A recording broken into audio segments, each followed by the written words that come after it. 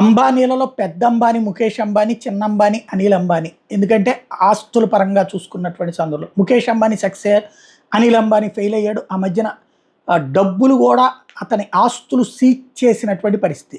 ఇప్పుడు చూస్తే క్రమంగా మళ్ళీ సక్సెస్ అవుతున్నాడు. రిలయన్స్ పవర్ సుమారు 800 కోట్ల రుణాన్ని తీర్చింది. స్టాండ్ అలోన్ ప్రాతిపదికన రుణరహితంగా మారింది. అనిల్ అంబానీ నేతృత్వంలో Reliance group telecommunications, financial services, infrastructure, entertainment, power generation వంటి రంగాల్లో వైవిధ్యమైన వ్యాపారాలను కలిగి ఉంది. 2006లో రిలయన్స్ గ్రూప్ విడిపోయిన తర్వాత ఈ గ్రూప్ ఏర్పాటైంది.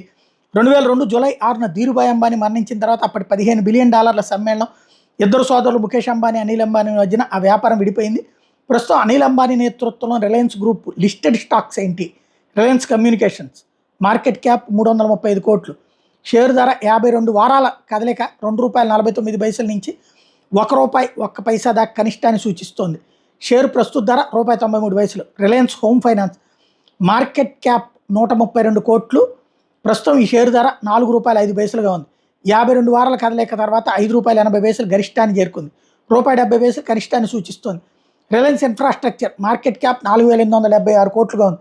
రిలయన్స్ ఇన్ఫ్రా షేరు ప్రస్తుత ధర ₹202. అట్లాగే షేరు 52 వారాల కదలిక తర్వాత 308 గరిష్టాన్ని, కనిష్టం ₹134 సూచిస్తోంది. Reliance naval and engineering market cap 155 కోట్లు, కంపెనీ నౌకా నిర్మాణం నిమగ్నమైంది. ప్రస్తుతం ఈ షేర్ ధర 2.3గా ఉంది. రిలయన్స్ పవర్ మార్కెట్ క్యాప్ 4,520 కోట్లు, రిలయన్స్ పవర్ ప్రస్తుత ధర ₹31.08గా ఉంది.